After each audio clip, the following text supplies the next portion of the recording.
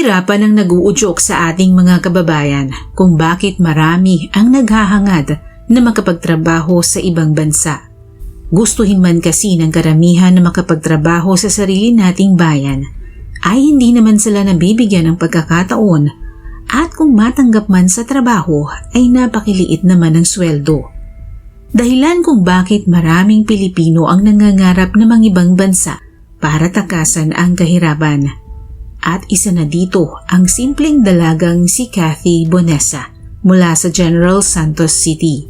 Subalit hindi lahat ng nangingibang bansa ay iisa ang nagiging kapalaran. At sa kaso ni Cathy, hindi masaganang buhay ang hatid nito sa kanya, kundi isang bangungot at napakapait na trahedya. Pagkatapos lamang kasi ng 2 taon mula na umalis siya ng Pilipinas, bumalik din siya kaagad sa bansa na nakasilid sa isang kahon at isa ng malamig na bangkay. Ano nga ba ang tunay na sinapit ni Cathy Bonesa sa South Korea at siya'y iniuwing wala ng buhay? Bakit nga ba niya sinapit ang masaklap na kapalaran sa kamay ng banyagang asawa at pamilya nito? Alamin natin ang kwento sa likod ng kasong ito.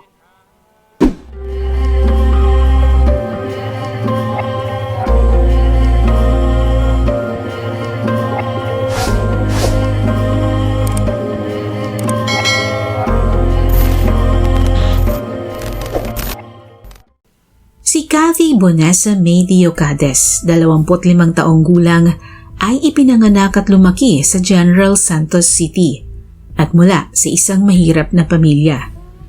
Nagtatrabaho si Cathy bilang sales lady sa isang department store sa Jensen.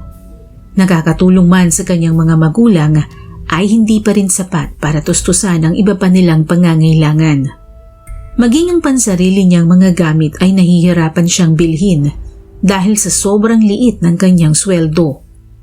Kaya naman tulad ng marami sa ating mga kababayan, matagal na rin niyang pinapangarap na siya'y mabigyan ng pagkakataong makapag-abroad at doon hanapin ang magandang kapalaran. Hanggang sa isang araw noong taong 2009, isang babaeng kakilala ang nagalok sa kanya kung gusto niyang makapag-asawa ng foreigner. Nandilat ang kanyang mga mata sa labis na excitement dahil sa wakas ay baka iyon na nga ang hinihintay niyang pagkakataon. Iyon kasi ang paniniwala niya sa mga Pilipinang nakakapag-asawa ng foreigner. Gumaganda ang buhay nila pagkatapos makipag-penpal sa foreigner. At kalaunan ay uuwi ng Pilipinas ang foreigner upang pakasalan ng kapenpal niyang Pinay at saka isasama na ito ng foreigner sa kanilang bansa. Pagkatapos noon ay magsisimula ng umangat ang buhay ng Pinay at ng pamilya nito. Nagkakaroon ng magarang sasakyan, maganda at malaking bahay at nakakapasyal sa magagandang lugar. Nai-imagine niya na ganito rin ang magiging kapalaran niya kapag sinundan niya ang ganoong diskarte. Kaya naman mula nang makilala niya ang isang marriage broker ay agad niyang sinunggaban ang alok nito. Kaya naman kahit na hindi Amerikano o ibang puti ang lahi ang nakatakdang ipakilala sa kanya ng marriage broker, ay tinanggap na rin iyon ni Cathy. Basta't madadala siya nito sa kanilang bansa at mabibigyan siya ng maalwang pamumuhay. Mataas ang bilang ng mga lalaking Koreano na hirap makahanap ng mapapangasawang Koreana dahil masyadong pihikan ang mga ito. Ayaw nila sa lalaking walang maayos na kabuhayan. Gusto nila yung stable ang financial status ng kanilang mapapangasawa. Mahal kasi ang pagpapakasal sa South Korea, kaya dapat ay malaki ang ipon ng isang lalaki at stable ang kabuhayan nito. Kaya naman marami sa mga Koreanong mahihirap ang tumatandang binata. Ang iba sa kanila, sa kagustuhang makapag-asawa ay marriage broker ang nagiging takbuhan upang makahanap ng tinatawag na mail order bride. Ganito ang uso noon bago pa man nagsulputan ng mga dating sites sa internet. Marami ang nag-aahente sa ganitong negosyo noong panahong iyon. Ngunit dahil may mga hindi magagandang na idudulot ang negosyong ito, na kung minsan ay nauuwi sa human trafficking at marami na ring mga Pinayang napahamak, ipinagbawal ang negosyong ito noong taong 1990 na tinawag na Anti-Mail Order Bride Law. Ganun pa man ay marami pa rin ang nag-ooperate ng patago at dito na nga nahulog si Cathy Bonesa. Samantala, sa isang malayong probinsya ng Gwangju, South Chungcheong sa South Korea ay naninirahan ang 42 anyos na binatang tawagin na lamang natin sa pangalang Park.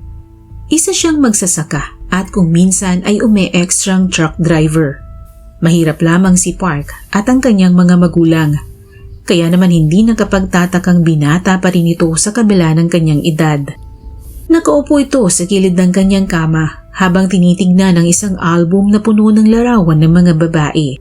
Sa mga larawang iyon ay napabaling ang kanyang atensyon sa larawan ng Pinay na si Cathy Bonesa. Simple, maganda at parang mabait ang tingin ni Park sa dalaga. Sa tulong ng marriage broker ay inasikaso kaagad ni Park ang pagbisita niya sa Pilipinas upang makilala sa unang pagkakataon at pagkasalan si Cathy Bonesa. Sa kauna-unahang pagkakataon nga ay nagkita at nagkakilala sina Park at Cathy noong 2009. Maayos ang pananamit ni Park. Magiliw ito at hindi mapagkakamali ang mahirap lamang ito sa kanilang bansa. Kaya naman kahit hindi ito kagwapuhan at dahil foreigner ay malugod na tinanggap ni Cathy si Park bilang kanyang magiging asawa. Para naman kay Park, si Cathy ang kabuuan ng kanyang pangarap na babaeng mapapangasawa. Mukhang disente, mabait at tila magiging masunuron nitong asawa. Nag-usap silang tatlo, ang broker, si Cathy at si Park. Subalit hindi naman sila magkaintindihan ng broker dahil sa language barrier. Hindi kasi marunong mag-Ingles man lang si Park kaya nagkaintindihan na lamang sila sa mga kumpas at muestra. Hindi lingid sa broker ang kalagayan ng buhay ni Park sa South Korea. Subalit hindi niya ito sinabi kay Cathy. Sa madaling salita ay natuloy ang pagpapakasal ng dalawa sa Pilipinas bago sila umuwi ng South Korea. Hindi naman ito tinutulan ng mga magulang ni Cathy sapagkat sila man ay naniniwalang mas mapapaganda ang buhay ng kanilang anak sa gagawin niyang desisyon. Hindi nga nagtagal matapos ang ilang linggong pagdidate ay itinuloy na nga ito ng dalawa sa pagpapakasal noong taon ding iyon. Pagkatapos nilang ikasal ay lumipad na nga sila patungong South Korea. Magkahalong excitement at kaba ang nadarama ni Cathy ng mga oras na iyon at tila bang siya'y nananaginip. Umaasang iyon na ang simula na makislap na kinabukasan para sa kanya at kanyang pamilyang iniwan sa Pilipinas. Subalit ang hindi niya alam ay ibang-iba sa kanyang inaasahan ang kanyang daratnan. Mula sa magandang airport ng Seoul ay bumiyahe pa sila ng 1.5 oras patungong Gwangju, South Chungcheong Province. Bumaba sila sa isang bukirin at tumuloy sa isang payak at maliit na bahay. Ito ba ang bahay ng kanyang napangasawa? Tanong ni Cathy sa sarili. Ibang-iba kasi ang inasahan niya kumpara sa nakikita niya sa kanyang harapan. Walang mamahaling gamit at napakapayak ng kabuuan ng kanilang tahanan para bang hindi naman siya umalis ng Pilipinas. Napaisip tuloy si Cathy na tila biglang nagising sa kanyang panaginip. Isa lamang palang ilusyon ng lahat. Parang gusto niyang magsisi sa kanyang maling desisyon. Pero napakalayo na niya sa kanyang pamilya sa Pilipinas. Ang mas nagpalala pa ng kanyang sitwasyon ay kasama pa nila sa bahay ang mga biyanan niyang saksakan ng sungit. Sa unang araw pa lamang kasi ng kanilang pagkikita ay hindi na maganda ang trato nito sa kanya. Araw-araw na lumalala ang pakikitungo nito sa kanya, lalo pa at hindi sila magkaintindihan dahil sa magkaiba nilang lengguwahe. Wala itong pakundangan kung mag-utos. At parang ginawa na siyang katulong nito. Hanggang sa pagtitimpla ng tsaa ay siya pa rin ang inuutusan. Iniiyak na lamang ni Cathy ang lahat ng ito sa tuwing siya'y nag-iisa. Wala naman siyang magawa dahil wala naman siyang pera para umalis at bumalik ng Pilipinas. Nahihiya rin siya sa kanyang pamilya na umuwing talunan kaya tiniis na lamang niya ang lahat ng ito. Makalipas ang 1 taon ay ipinagbuntis na ni Cathy ang kanilang panganay. Masela ng kanyang pagbubuntis, kaya't panandali ang bumait ang kanyang biyanan sa kanya. Hindi na siya nito gaanong inuutusan ng mga gawaing bahay. Pero ang inakala ni Cathy na pagbabago ng kanyang biyanan ay panandalian lamang pala. Dahil masela ng pagbubuntis ni Kathy, malaki ang ginastos nila sa ospital nang ito ay manganak. Pinautang sila ng kanyang biyanan para sa pambayad sa ospital. Ngunit hindi pa man nagtatagal mula nang makalabas si Kathy ng ospital ay naniningil na ito kahit alam naman niyang wala pa silang kakayanang magbayad. Wala daw siyang pakialam kung paano sila makakabayad basta't bayaran na siya nila Kathy. Nabanggit pa nito na pagtrabahuhin na kasi si Kathy para mabayaran na ang pagkakautang ng mag-asawa sa kanya. Kinabukasan, isang lalaki ang kasama ni Park sa bahay at pinapasok niya ito sa kwarto nila ni Kathy. Kinuha ni Park ang baby at saka sinabihan si Kathy na ibigay ang gusto ng kanyang kaibigan. Ikinalakal siya nito sa ibang lalaki kapalit ng pera at doon na nga nagsimula ang mapait na kapalaran ni Kathy. Nakiusap siya kay Park na huwag naman itong gawin sa kanya, subalit naging bingi si Park sa kanyang pakiusap. Kaya mula noon ay naging regular na ang pagpunta ng mga lalaki sa kanila, habang ang kanyang biyanan at asawa ang kumukubra ng bayad.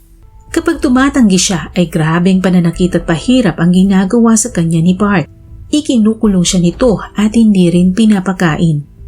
Nang magkaroon siya ng pagkakataong makatawag sa Pilipinas, ipinaalam na niya sa kanyang pamilya ang tunay niyang kalagayan. Nagpapasundo na rin siya dahil hindi na raw niya kaya. Kaya naman kahit walang-wala ay naglakas loob lumuwas ang kanyang mga magulang upang magtungo ng Department of Foreign Affairs. Nakiusap sila na bisitahin ang kanilang anak sa South Korea dahil humihingi ito ng tulong. Nakailang ulit din silang nagpabalik-balik sa DFA, subalit iisa ang sinasabi ng mga ito na okay lang si Kathy at nagpapagaling na sa ospital. Dahil sa mapait na sinapit ni Kathy, nagkaroon siya ng postnatal depression. Hindi na siya nagsasalita at lagi lamang umiiyak hanggang sa isang araw. Natagpuan na lamang si Kathy na wala ng buhay. Ayon sa report na galing South Korea, kinitil ni Kathy ang sarili niyang buhay gamit ang isang tali. Subalit hindi kumbinsido ang pamilya ni Kathy sa Pilipinas, kaya hiniling nila na i-autopsy ang kanyang bangkay. Sa autopsiyang ginawa sa kanyang katawan dito sa Pilipinas, lumalabas na hindi ito nagpatiwakal kundi ito'y isang kaso ng murder. Dahil sa natuklasan nilang ito ay sinampahan si Park ng kasong parricide, subalit naging napakabagal ng pag-usad ng kaso. Habang ang kanilang anak na babae ay naiwan kay Park at ni minsan ay hindi pa ito nakikita ng mga magulang ni Kathy. Samantala, patuloy na umaasa ang pamilya ni Kathy na balang araw ay mabibigyan ng katarungan ng pagkamatay ng kanilang anak. Sinasabing binigyan ni Park ang pamilya ni Kathy ng 1.5 million won o $1,000 o nasa humigit kumulang 50,000 pesos lamang kapalit ng danyos na dulot ng pagkamatay ni Kathy. Hanggang ngayon ay wala pa ring linaw ang kaso dahil tulad nga ng sinabi ko, napakabagal ng pag-usad nito.